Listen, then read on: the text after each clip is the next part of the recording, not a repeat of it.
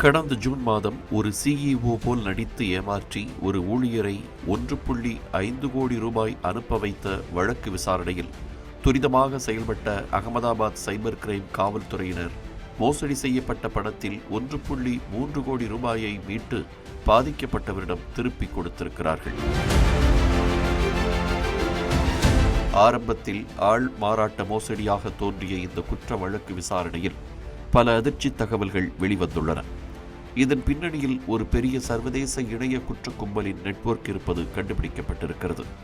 இது தொடர்பாக மேற்கு வங்கத்தின் 24 பர்கானாஸைச் சேர்ந்த இம்ரான் மற்றும் கொல்கத்தாவைச் சேர்ந்த இன்ஜமுல் முஜிபுர் முல்லாவையும் கைது செய்த காவல்துறையினர் அவர்களிடமிருந்து 3 மொபைல் போன்கள், ஒரு ஜம்போ குவார்டர் போன் மற்றும் ஒரு ரவுட்டர் ஆகிய 8 மின்னணு சாதனங்கள் பறிமுதல் செய்யப்பட்டுள்ளன. இம்ரானும் முல்லாவும் வாட்ஸ்அப் குழுக்கள் மூலம் ஒரு நெட்வொர்க்கை உருவாக்கி சுமார் 4500 சிம் கார்டுகளை பெற்று இணைய குற்றவாளிகளுக்கு OTPக்களை வழங்கி வந்துள்ளனர். குற்றம் சாட்டப்பட்டவர்களின் மொபைல் போன்களுக்கு OTPக்கள் வரும்போது அவர்கள் அவற்றை கமிஷனுக்காக பல்வேறு இணைய குற்றங்களில் ஈடுபடும் அழைப்பு மையங்களுக்கு வழங்கியுள்ளனர். இதுவரை குற்றம் சாட்டப்பட்டவர்கள் சுமார் 21,900 OTPக்களை விற்றுள்ளதாக விசாரணையில் தெரியவந்திருக்கிறது.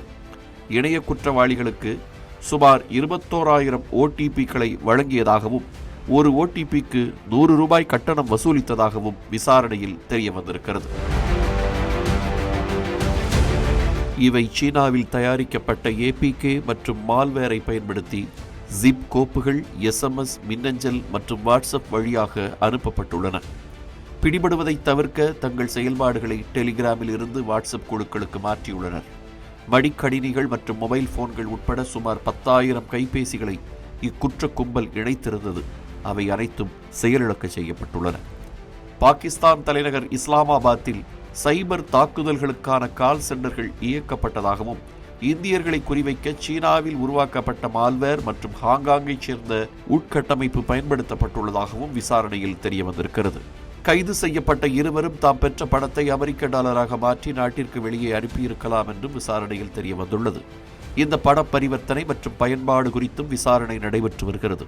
குற்றம் சாட்டப்பட்டவர்களின் மொபைல் எண்களுக்கு எதிராக தேசிய இணைய குற்ற புகாரளிப்பு இணையதளத்தில் ஏற்கனவே 251 புகார்கள் பதிவு செய்யப்பட்டிருந்ததாகவும் புலனாய்வாளர்கள் கண்டறிந்தபோது இந்த நடவடிக்கையின் வீச்சு மேலும் தெளிவாகியது.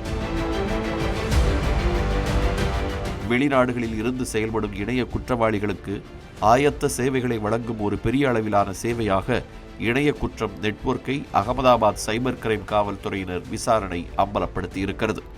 தங்களை முதலாளிகள் அல்லது மூத்த அதிகாரிகள் என்று கூறிக்கொள்ளும் நபர்களிடமிருந்து வரும் அழைப்புகள் மற்றும் செய்திகள் குறித்து பொதுமக்கள் எச்சரிக்கையாக இருக்குமாறும், முறையான சரிபார்ப்பு இல்லாமல் எந்த கோப்பையும் அணுகவோ அல்லது எந்த இணைப்பையும் கிளிக் செய்யவோ வேண்டாம் என்றும் அகமதாபாத் காவல்துறையும் இந்திய சைபர் கிரைம் ஒருங்கிணைப்பு மையமும் வலியுறுத்தியுள்ளன.